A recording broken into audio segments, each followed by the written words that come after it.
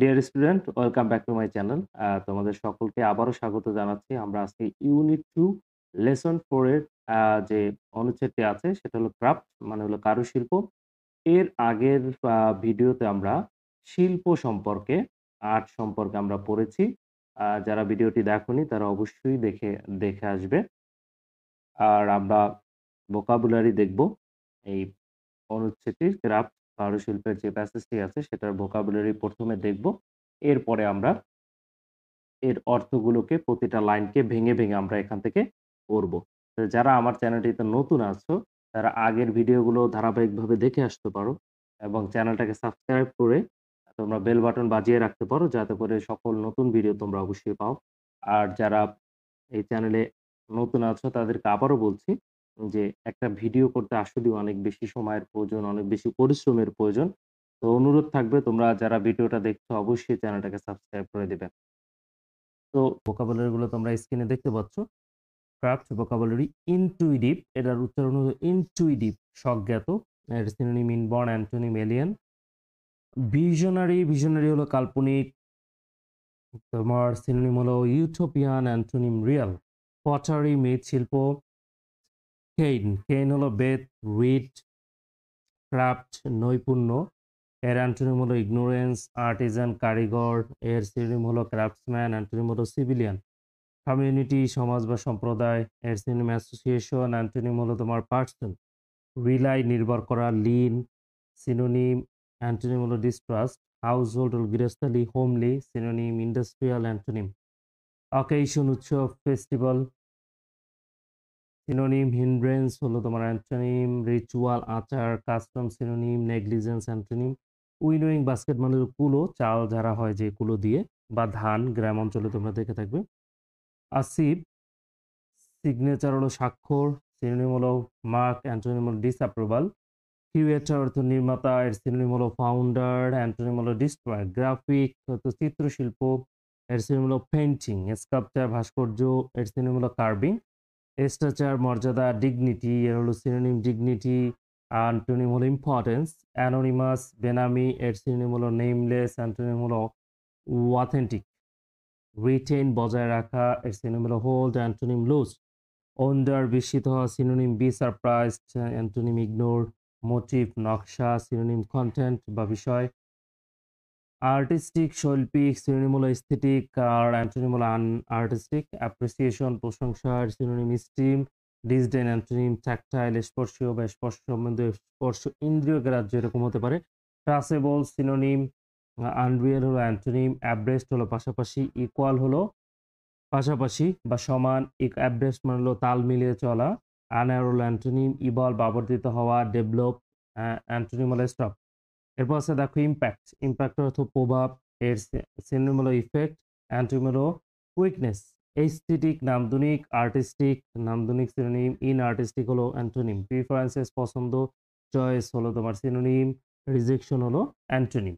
এই ছিল গুরুত্বপূর্ণ এবং যে জটিল ভোকাবুলারিগুলো আছে সেগুলোর অর্থ। চলো এবার আমরা শুরু করি যে ভেঙে যে অর্থ সেটা।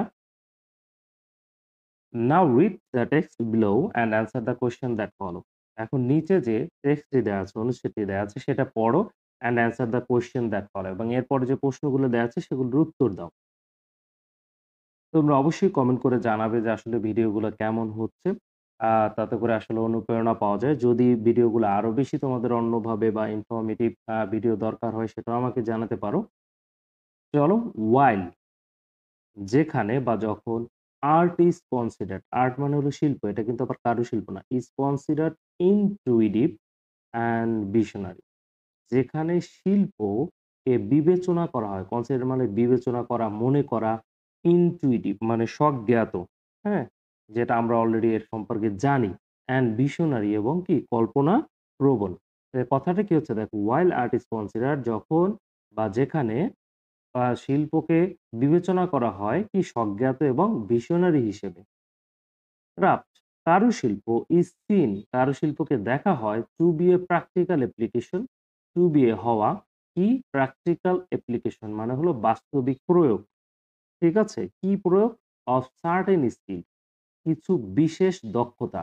কিসের জন্য বিশেষ দক্ষতা? For producing objects of everyday use. For producing উৎপাদন করার জন্য অবজেক্ট বস্তু অফ এভরিডে ইউজ। হ্যাঁ? প্রতিদিন আমরা যে বস্তুগুলো ইউজ করি বা সামগ্রীগুলো ইউজ করি সেগুলো ব্যবহারের ক্ষেত্রে একটা নির্দিষ্ট যে দক্ষতা প্রদর্শন সেটাকে আমরা ক্রাফট বা কারুশিল্প বলি। এখন কি বলছে everyday use that are often beautiful to look at, মানে যেই সামগ্রীগুলোর কথা বলছি সেগুলো দেখতে খুব সুন্দর। কোন সামগ্রী দেখো সাচ অ্যাজ যেমন পটারি, মৃৎশিল্প, মেটাল অ্যান্ড উড ওয়ার্ক মানে ধাতব এবং কাঠের কাজ, Kane and bamboo items. Kane হলো বেত। যারা গ্রামে থাকো তারা হয়তো দেখে থাকবে বা যাদের বাসায় বেতের ফার্নিচার আছে তারাও বেত চিনে থাকো। Kane and bamboo items. বেত এবং বাঁশের যে বিভিন্ন সামগ্রী, জুয়েলারি অলংকার, মিউজিক্যাল ইন্সট্রুমেন্ট, বাদ্যযন্ত্র লাইক যেমন একতারা, দোতারা or flute and textile item. Textile item মানে হলো বুনন সামগ্রী। তাহলে এক কথায় দেখো কত বড় একটা সেন্টেন্স। কি বলছে? যে দৈনন্দিন জীবনে যে সামগ্রীগুলো আমরা ব্যবহার করি, যেমন আছে কি তোমার দেখো, যেমন আছে মৃৎশিল্প, তোমার ধাতব এবং কাঠের তৈরি বিভিন্ন সামগ্রী, বেত এবং বাঁশের বিভিন্ন সামগ্রী, অলংকার, বিভিন্ন বাদ্যযন্ত্র একতারা, দোতারা, ঢোল, ফ্লুইট এবং বাঁশি এবং হলো তোমার বিভিন্ন বুনন যে সামগ্রীগুলো আছে, সেইগুলো উৎপাদনের ক্ষেত্রে বা তৈরির ক্ষেত্রে বিশেষ দক্ষতার প্রয়োগই হলো কারুশিল্প। এক কথা হলো হাতে বা আমাদের দৈনন্দিন জীবনে যে জিনিসপত্রগুলো আমরা গৃহস্থালিতে ব্যবহার করি, সেইগুলোর কাজের যে দক্ষতা, সেই কাজের দক্ষতাকে কারুশিল্প বলা হয়। সেন্টেন্সটা একটু বড়, এ কারণে তোমাদের ভেঙে, ভেঙে বললাম। এখন দেখো পরেরগুলো একটু মোটামুটি আছে। পিপল মানুষ, হু যারা, প্র্যাকটিস চর্চা করে, ক্রাফট একটা কারুশিল্প, আর কল্ড তাদেরকে বলা হয় ক্রাফট পারসন অর আর্টিজানস, তাদেরকে বলা হয় কারুশিল্পী অর অথবা আর্টিজানস মানে হলো কারিগর। তো এক কথায় কি বলছি? যেসব লোকজন কি করে তোমার এরকম একটা কারুশিল্প চর্চা করে বা অনুশীলন করে বা এই কাজ করে থাকেন তাদেরকে বলা হয় কারুশিল্পী অথবা কারিগর। আর্টিজানস মানে হলো কারিগর। কি করছে বলছে তারা কি করে দেখো artisans who pick up their skill under the guidance of older and more experience artisan. যারা পিক আপ দেয়ার স্কিল তারা তাদের দক্ষতা বাড়ান কোথা থেকে দেখো আন্ডার মানে তত্ত্বাবধানে দ্য গাইডেন্স তোমার হলো কি গাইডেন্স যদি বলি আমরা এক কথায় বলতে গেলে যে নির্দেশনা, ঠিক আছে? তো বা অধিক কারিগরদের অধীনে বা নির্দেশনায় অফ ওল্ডার তাদের থেকেও বেশি বিদ্য অ্যান্ড মোর এক্সপেরিয়েন্স তাদের থেকেও বেশি অভিজ্ঞ আর্টিস্ট। মানে হলো এই যে শিল্পীরা আছেন তারা এই কাজগুলো শিখে থাকেন তাদের থেকেও বিদ্য বা বয়সে বড় এবং অভিজ্ঞ আর্টিজানস বা কারিগরদের কাছ থেকে তারা এই স্কিলটা শিখে থাকেন। The training they receive is thus on the job. The training প্রশিক্ষণ দে রিসিভ তারা গ্রহণ করে is thus on the job. Is thus on the job মানে কাজের মধ্যে। মানে কাজের মধ্যে থেকেই তারা এই কাজগুলো শিখে থাকে। যেমন তোমরা দেখে থাকবা বিভিন্ন ফার্নিচারের দোকানে একজন মেইন কারিগর থাকেন। মানে যে ডিজাইন করেন, ভালো সব ফার্নিচার তৈরি করতে পারেন। তার অনেকগুলো সহকারী থাকে। এই সহকারীরাও কিন্তু একসময় তোমার উনার মতো প্রধান যে ডিজাইনিংকারী বা ফার্নিচার ওই যে সহকারীরাও একসময় তারা কি করবে সব ফার্নিচার বানাতে পারবে। তাহলে তারা কিন্তু এটা কাজের ভিতরে থেকেই শিখে গেল বা দেখতে, দেখতে শিখে গেল। এটাই বলছে যে তারা এই ধরনের ট্রেনিং অন দ্য জব মানে কাজের ভিতরে থেকেই তারা এগুলো শিখে যায়। অ্যান্ড এবং artisans often come from the same family অথবা কারিগররা কি হয়? একই পরিবারের হয়ে থাকে। কিরকম একই পরিবারের? মনে করো বাবা একজন কারিগর। তো ছেলেও কি হয়েছে? বাবারটা দেখতে, দেখতে সেও দক্ষ হয়ে গেছে। সেও একজন ভালো কারিগর হয়ে গেছে। এরপরে আছে দেখো Bangladesh has a rich tradition বাংলাদেশের আছে আর রিচ ট্র্যাডিশন মানে সমৃদ্ধ ঐতিহ্য অফ ক্রাফট মানে হলো কারুশিল্পের একটা সমৃদ্ধ ঐতিহ্য আছে বাংলাদেশের। অ্যাজ যেহেতু দ্য কান্ট্রি মানে আমাদের দেশ has been until very recently মানে এখন পর্যন্ত has been dependent on agriculture যেহেতু আমাদের দেশ কৃষির উপরে নির্ভরশীল অ্যান্ড এবং মোস্ট পিপল বেশিরভাগ লোক লিভড ইন ভিলেজেস এবং বেশিরভাগ লোক গ্রামে বসবাস করে। তাহলে এক কথায় বলতে গেলে কি বলছে? বাংলাদেশের আছে একটা সমৃদ্ধ কারুশিল্পের ঐতিহ্য যেহেতু আমাদের দেশের বেশিরভাগ মানুষ এখন পর্যন্ত আমাদের দেশের মানুষজন কৃষির উপরে নির্ভরশীল এবং অধিকাংশ লোক গ্রামে বসবাস করে। এই কারণে এর কারণ মানে কি গ্রামের লোকজনই সর্বপ্রথম কারুশিল্পের ব্যবহার এবং প্রয়োগ শুরু করেছিলেন। চলো আরেকটু দেখি তাহলে বুঝতে পারবো। রুরাল কমিউনিটিস মানে হলো গ্রাম্য জনগোষ্ঠী রিলাইট অর্থাৎ নির্ভর করতেন অন আর্টিজানস মানে হলো আর্টিজানস এই কিছুক্ষণ আগেই জেনেছি কারিগর। তারা কারিগরদের উপর কি করতেন? নির্ভরশীল থাকতেন বা নির্ভর হতেন কিসের জন্য? টু সাপ্লাই দেম তাদেরকে কি দেওয়ার জন্য? যোগান দেওয়ার জন্য with necessary household items. Household item মনে হলো গৃহস্থালির জিনিসপত্র। তাহলে কি হতো? তাদেরকে গৃহস্থালির জিনিসপত্র যোগান দেওয়ার জন্য তারা কারিগরদের উপর নির্ভরশীল ছিলেন।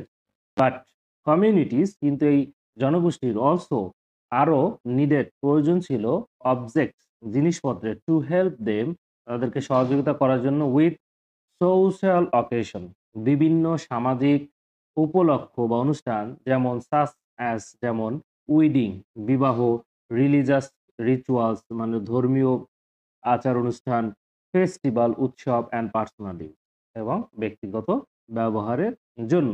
বলছে শুধু যে তারা কারিগরের উপরে নির্ভরশীল ছিল তা না, তাদের বিভিন্ন উৎসব বা উপলক্ষ যেমন হলো বিবাহ, ধর্মীয় আচার-আচরণ, উৎসব এবং ব্যক্তিগত ব্যবহারের জন্য তাদের অনেক বেশি জিনিসপত্রের প্রয়োজন ছিল, যেগুলো তাদের সহযোগিতা করত বা তাদের হেল্প করত দৈনন্দিন জীবনে। দে অলসো নিডেড তাদের আরো প্রয়োজন ছিল আইটেমস তাদের আরো প্রয়োজনীয় আইটেম ছিল ফর ইউজ ব্যবহারের জন্য ইন ট্রেড অ্যান্ড কমার্স মানে ব্যবসা-বাণিজ্যে। ব্যবসা-বাণিজ্যেও ব্যবহারের জন্য তাদের অনেক জিনিসপত্রের প্রয়োজন হতো, যেগুলোর জন্য তারা কি করতেন? এই কারিগরদের উপর নির্ভরশীল ছিলেন। ক্রাফট ওয়ার্কস কারুশিল্প বা কারুকার্য, দাস এভাবে রেঞ্জ ফ্রম এভাবে বিস্তৃত হয়েছে ফ্রম উইননোয়িং বাস্কেট। উইননোয়িং বাস্কেট মানে হলো কুলো। যারা গ্রামে থাকো, চাল ঝাড়া হয়, ধান ঝেড়ে থাকে সাধারণত এই কুলোর মাধ্যমে। টু ক্লে অয়েল ল্যাম্প মানে হলো তোমার এই যে কারুকার্য বা কারুশিল্প সেটা বিস্তৃত হয়েছে তোমার কি তুলা থেকে শুরু করে তোমার মাটির প্রদীপ এবং কি ফ্রম হ্যান্ড হেল্ড ফ্যান মানে হলো হাতে ঘুরানো যে পাখা, এটা গ্রাম অঞ্চলে যারা যাও বা দেখো বা অনেকের বাসায় শহরেও আছে যে পাখা হাতে নিয়ে আমরা পাখা ঘুরাই। সে থেকে শুরু করে টু মেটাল কয়েন্স এবং ধাতব যে পয়সা আছে সে পর্যন্ত। যেমনটা আমরা বলে থাকি যে সকালে ঘুম থেকে ওঠার পর থেকে রাতে ঘুমানো যাওয়া পর্যন্ত আমরা প্রযুক্তিকে ব্যবহার করে থাকি। সেইম এই একই ধরনের কথাবার্তা বলা হইছে। যে তোমার কারুকার্য হলো একটা কুলা থেকে শুরু করে মাটির প্রদীপ এবং হাতে ঘোরানো পাখা থেকে শুরু করে তোমার ধাতব যে পয়সা আছে সে পর্যন্ত কারুকার্য। এই সব কিছুতেই কারুকার্য জড়িত বা এগুলোকে আমরা কারুকার্য বলে থাকি বা কারুশিল্প। As artisans work with their hand যেহেতু কারিগররা তাদের হাত দ্বারা কাজ করে কিসের জন্য? To produce domestic and decorative object যে তারা ডোমেস্টিক মানে হলো গৃহস্থালী, হ্যাঁ? গৃহস্থালী উৎপাদন করার জন্য বা তৈরি করার জন্য ডোমেস্টিক অ্যান্ড ডেকোরেটিভ অবজেক্ট মানে হলো সাজসজ্জার যে জিনিসপত্র, এইগুলো তারা তৈরি করার জন্য তারা হাত ব্যবহার করে থাকেন। This came to be known as handicraft. এইজন্য এইগুলাকে এইগুলা কি হিসাবে? তোমার হস্তশিল্প হিসাবে পরিচিত বা সবাই জেনে থাকেন এগুলোকে হস্তশিল্প হিসাবে। এরপরে কি আছে দেখো, অ্যান আর্ট ওয়ার্ক একটা শিল্পকর্ম, বিয়ার্স বহন করে দ্য সিগনেচার। সিগনেচার মানে হলো স্বাক্ষর অথবা বলতে পারি সাক্ষী অফ ইটস ক্রিয়েটর মানে এর সৃষ্টি বা উদ্ভাবক বা এটাকে যে তৈরি করেছেন, তৈরিকারক। এক কথায় বলছে যে একটা শিল্পকর্মে কি করে তার তৈরিকারক বা তার সৃষ্টিকারীর কি করে তোমার সাক্ষ্য বা স্বাক্ষর বহন করে। অ্যান্ড দ্য ভ্যালু এবং মূল্য অথবা গুরুত্ব অফ পেইন্টিং চিত্রকলার, গ্রাফিক আর্ট অথবা চিত্রশিল্প যেটা আমরা বলি, চিত্রশিল্প অর স্কাল্পচার অথবা কোনো ভাস্কর্য ডিপেন্ডস অন নির্ভরশীল অন দ্য স্ট্রাকচার মর্যাদা অফ দ্য আর্টিস্ট ওই যে শিল্পী। এক কথায় বলছে যে এবং ওই যে চিত্রকলা বলি বা শিল্প বলি অথবা স্থাপত্য আহ শিল্প বলি এই পুরো জিনিসটা এগুলোর তোমার যে মূল্য নির্ভর করে আসলে শিল্পীর মর্যাদার উপর। আসলে সে কতটা বড় শিল্পী, হ্যাঁ? বা সে কি মাপের শিল্পী সেটার উপরে ডিপেন্ড করে এই কাজের মূল্যায়ন করা হয়ে থাকে। No such thing happens in case of craft work কিন্তু এই ধরনের কাজ, এই ধরনের নো সাচ থিংস মানে এই ধরনের কোনো কিছু হ্যাপেন্স ঘটে না in case of craft work. কারুশিল্পের ক্ষেত্রে এই ধরনের কোনো জিনিস হয় না। কোন, কোন জিনিসটা হয় না কারুশিল্পের? তোমাদেরকে যদি বিস্তারিত বলি তাহলে একটা ব্যাপার খেয়াল করো। যেমন এই আমরা আগের লাইনেই বলেছি। যেমন মনে করো কোনো একজন শিল্পী, সে একটা বড় ছবি অঙ্কন করল। হ্যাঁ? তুলির মাধ্যমে বা জল রঙের মাধ্যমে, হ্যাঁ? অথবা দেখা গেল কোন একজন একটা ভাস্কর্য তৈরি করেছে। তো তোমরা যেখানেই ভাস্কর্য দেখে থাকবা যারা শহরে থাকো বা এমনিতেও তোমরা যদি YouTube এ দেখো তাহলে তো ভাস্কর্যের নিচে যে তৈরি করেছেন ওই শিল্পীর নাম লেখা থাকে। সেইম যদি কেউ কোন একটা বড় শিল্পী আমরা যদি জয়নুল আবেদিনের কথা বলি, তারপর গেছে কামরুল হাসান আছে, আবার তোমাদের এখানে নবেরা আহমেদ আছে এই বইটি, তারপর এস এম সুলতান আছে, শেখ মোহাম্মদ সুলতান। এই যে শিল্পীগুলো এরকম হাজার, হাজার শিল্পী আছে যারা ছবি এঁকে নিচে সিগনেচার করেন এবং অথবা তাদের নাম লেখেন এবং ডেট দেন। তার মানে এই শিল্পের যে পরিচয় যে আসলে কে এই ছবিটা এঁকেছেন বা কে ভাস্কর্য করেছেন সেটা কিন্তু আমরা দেখলেই বুঝতে পারি। কিন্তু কারুশিল্পে এই ব্যাপারটা থাকে না। এই ধরনের কোনো কিছু হয় না। কারুশিল্পের শিল্পী যে জিনিসগুলো তৈরি করেন সেগুলোতে সে কখনোই তার নিজের নাম লেখেন না বা কখনোই এই ধরনের সিগনেচার আমরা পাই না। দেখো আমরা কারুশিল্পের কয়েকটা উদাহরণ দিছি তাইলেই বুঝতে পারবো যে এগুলোতে আসলে কখনো কিন্তু কারোর নাম লেখা থাকে না। যেমন আছে the maker of A terracotta doll. Terracotta পুতুল তৈরি করার যে আ মেকার, তৈরিকারক অর শতরঞ্জি। শতরঞ্জি হলো তোমার কটন ফ্লোর ম্যাট, হ্যাঁ? কটন ফ্লোর ম্যাট মানে হলো তুলার তৈরি এক ধরনের মাদুর যেটা ফ্লোরে বিছানো হয়। এই শতরঞ্জি রিমেইনস অ্যানোনিমাস। এগুলা কি থাকে? বেনামি থাকে। এই তুমি কি কখনো মানে এই শতরঞ্জি, মাদুর বলো, নকশি কাঁথা বলো, এগুলো থেকে আসলে নিচে কখনো নাম লেখা থাকে যে নকশি কাঁথাটা আসলে কে তৈরি করছেন বা এই পুতুলটা কে তৈরি করছেন? এগুলোতে কিন্তু আসলে নাম লেখা থাকে না। এগুলো বেনামিই থাকে। অ্যানোনিমাস মানে হলো বেনামি। বাট কিন্তু দ্যা ওয়ার্ক রিটেইনস কিন্তু এই যে কাজটা কারুশিল্পের যে কাজটা রিটেইনস বহন করে বা থেকে যায় পার্সোনাল টাচ মানে ব্যক্তিগত স্পর্শ। কিন্তু নাম না থাকুক কিন্তু এই কাজগুলোর সাথে যে কারিগর বা যে কারুশিল্পী তার কিন্তু একটা কোমল স্পর্শ বা তার যে হাতের ছোঁয়া সেটা কিন্তু আসলে সবসময়ই থেকে যায়। যদিও আমরা তার নাম জানি না। When we look at a 30-year-old নকশি কাঁথা এই যে দেখো কত সুন্দর করে বলছে We wonder when we look at a 30 year যখন আমরা তাকাই a 30 year old ৩০ বছরের পুরানো নকশি কাঁথার দিকে we wondered আমরা বিস্মিত হই at its motif এটার বৈশিষ্ট্য দেখে and design এবং এটার নকশা দেখে that যা কি করে point to the artistic talent of its maker. Point to the নির্দেশ করে দ্য আর্টিস্টিক শৈল্পিক ট্যালেন্ট মানে হলো তোমার প্রতিভা অফ ইটস মেকার। এই যে এর তৈরিকারক, হুম? বা এর নির্মাতা কি করেন? এর নির্মাতার যে প্রতিভা আছে, শৈল্পিক প্রতিভা সেটা আসলে এখানে ফুটে ওঠে। তাহলে এক কথায় আমরা যদি বলি এখানে কি বলছে দেখো, যদি তুমি কোন একটা ৩০ বছরের পুরনো একটা নকশি কাঁথার দিকে তাকাও, তাহলে তুমি এর ডিজাইন এবং এর যে বৈশিষ্ট্য কত সুন্দর ফ্লোরাল ডিজাইন করা বা যেভাবে এটাকে সেলাই করা হয়েছে এটার দিকে যদি তুমি তাকাও তাহলে বুঝতে পারবা যে আসলে যে এটা সেলাই করেছেন বা তৈরি করেছেন তার আসলে প্রতিভাটা কত চমৎকার ছিল। তার প্রতিভা এই যে এরকম একটা জিনিস তৈরি করার প্রতিভাটা তখন আমাদের চোখের সামনে ফুটে ওঠে যে না আসলে সে কতটা দক্ষ ছিলেন। দ্যা ফ্যাক্ট দ্যা আসল বিষয় বা সত্যিকারের বিষয় যেটা যে we don't know her name or any other details about her. Doesn't take anything আচ্ছা দেখো এই যে নকশি কাঁথা যদি একজন মহিলা করে থাকেন তাহলে দেখো we don't know her name আমরা কিন্তু আসলে তার নাম জানি না or any other details about her এবং তার সম্পর্কে কোনো বিস্তারিত তথ্য আমাদের কাছে নেই।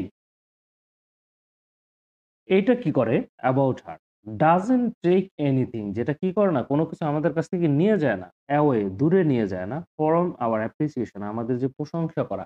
তাদের কাজ দেখে যে তার কাজ দেখে যে আমরা এই শিল্পীর প্রশংসা করব, সেই জিনিসটা কিন্তু আসলে আমাদের কাছ থেকে দূরে সরে যায় না। যেহেতু তার সম্পর্কে আমরা জানি না। এটা কিন্তু আমরা জানি না বলতে যে আমরা যে এই জিনিসটার প্রশংসা করি না, ব্যাপারটা কিন্তু এরকম না। আচ্ছা, appreciation of the maker's skill এক কথায় বলছে যে দেখো যদি আমরা এটাকে সুন্দরভাবে গুছিয়ে বলি যে এই যে নকশি কাঁথাটা তৈরি করেছেন বা কোন একটা কারুশিল্প তৈরি করেছেন তার নাম তো আমরা জানি না, তার বিস্তারিত আমরাও জানি না। কিন্তু এই না জানার ব্যাপারটা কিন্তু আমাদেরকে তাদের কাজের প্রশংসা করতে কোন রকম বাধা দেয় না। তাকে চিনি বা না চিনি কিন্তু আমরা এই জিনিসটা দেখেই বলতে পারি আল্লাহ সে কতটা দক্ষ ছিল যে এমন একটা সুন্দর জিনিস তৈরি করেছে। এটাই বলা হচ্ছে যে তার নাম জানি বা না জানি, তার যে কাজের দক্ষতা সেটা কিন্তু আমাদের প্রশংসা করার ক্ষেত্রে কোনো বাধা হয়ে দাঁড়ায় না। ওকে। ইনডিড মূলত আ বা প্রকৃতপক্ষে ইন্টিমেট নেচার হলো তোমার হলো কি? নিপুণ বৈশিষ্ট্য অফ কাঁথা। এই কাঁথার যে নিপুণ বৈশিষ্ট্য বা শৈলী বা প্রকৃতি and the tactile feeling. Tactile feeling মানে হলো তোমার স্পর্শ অনুভূতি। মানে যখন সে কাঁথাটা তৈরি করছে, অবশ্যই তার স্পর্শে তৈরি করেছেন। সে অনেক যত্ন নিয়ে তৈরি করেছেন। ইট জেনারেটস এটা যে সৃষ্টি করে অ্যানিমেট দ্য ওয়ার্ক এটা কি করে অ্যানিমেট মানে জীবন্ত করে তোলে দ্য ওয়ার্ক তার কাজটা আরো বেশি জীবন্ত করে তোলে কোনটা এই যে কাঁথার যে তোমার কি নিপুণ বৈশিষ্ট্য এবং তার যে স্পর্শ কোমল স্পর্শে যত্ন করে সে যে কাজটা করেছেন এই কাজটা কি হয় আমাদের চোখের সামনে একদম জীবন্ত হয়ে ওঠে and make it very inviting এবং এটা আমাদের কাছে আরো বেশি আকর্ষণীয় করে তোলে তার এই কাজটা। এরপরে দেখো লাস্ট ইস্যু চলে আসছি আমরা। ক্রাফট ওয়ার্ক একটা কি কারুশিল্প ইজ আ ডায়নামিক অবজেক্ট। একটা হলো তোমার সক্রিয় বস্তু বা বিষয়। কেন সক্রিয়? এটা সবসময় সক্রিয় থাকে। কারণ অলওয়েজ ইভলভিং এটা সবসময় পরিবর্তিত হয় বা পরিবর্তনশীল অথবা বিবর্ধিত হয়। অ্যান্ড অলওয়েজ অ্যাব্রেস্ট এবং সবসময় অ্যাব্রেস্ট মানে হলো তাল মেলানো of changing টেস্টেস and needs. Changing পরিবর্তনশীল, টেস্টেস মানে হলো আমাদের কি তোমার রুচি এবং নিডস মানে হলো চাহিদা। তার মানে হচ্ছে অলওয়েজ ইভলভিং এটা পরিবর্তনশীল, অলওয়েজ অ্যাব্রেস্ট তাল মিলিয়ে চলে অফ চেঞ্জিং টেস্টেস আমাদের যে রুচি এবং চাহিদার যে পরিবর্তন হয় সেই পরিবর্তন এবং চাহিদার সাথে সে আমাদের রুচি এবং পরিবর্তনশীল চাহিদার সাথে সবসময় এটা কি করে তোমার তাল মিলিয়ে চলে। এটা আবার কেমন কথা যে তাল মিলিয়ে চলে? এটা একটা ব্যাপার। যদি তোমাদের এই যে ১ম শুরুর দিকে আমরা যেটা পড়েছি, সেইটা হলো যে আমরা দেখেছি যে মানুষ মাটির জিনিসপত্র আগে মাটির হাঁড়িতে রান্না করত। মাটির তোমার যে প্লেট, মাটির প্লেটে তারা খাইতো। হ্যাঁ? এইরকম অনেক কিছু আছে যেমন তালপাতা বা বিভিন্ন ধরনের গাছের গুঁড়ি থেকে তৈরি করা বিভিন্ন সামগ্রী তারা ব্যবহার করত। কিন্তু এখন তুমি মডার্ন যুগে যদি খেয়াল করে দেখো এখনো মানুষ মাটির জিনিস ব্যবহার করে তবে সেটা আগের থেকে অনেক বেশি রুচিশীল, অনেক বেশি ডিজাইনে সমৃদ্ধ এবং অনেক বেশি স্ট্রং এবং নতুন ডিজাইন নিয়ে আসতেছে। সেটা তোমরা খেয়াল করে দেখতে পারো। ইভেন এই মাটির বিকল্প অনেক কিছু মানুষ এখন তৈরি করে ফেলছে। কারণ হলো আমাদের রুচি এবং আমাদের চাহিদা পরিবর্তন হচ্ছে, সময়ের পরিবর্তন হচ্ছে এবং সেই তাল মিলিয়ে শিল্পীরাও নতুন জিনিস আমাদের সামনে উপস্থাপন করতেছেন। এইটাই হলো তাল মিলানো। আচ্ছা চেঞ্জেস ইন লাইফস্টাইল যে আমাদের জীবনধারা, লাইফস্টাইল মানে জীবনধারা। জীবনধারায় পরিবর্তন অ্যান্ড ম্যাটেরিয়াল কন্ডিশন এবং আমাদের এই পার্থিব জীবনের যে অবস্থা হ্যাভ অ্যান ইমপ্যাক্ট আমার পার্থিব জীবনের অবস্থার একটা কি আছে? প্রভাব আছে অন ক্রাফট ওয়ার্ক কারুশিল্পের উপর অ্যান্ড দেয়ার প্রোডাকশন এবং তাদের উৎপাদনের উপরে। বলছে আমাদের যে জীবনধারা পরিবর্তন এবং আমাদের পার্থিব জীবনের যে অ আ অবস্থা বা যে বৈশিষ্ট্য সেগুলো কি করে?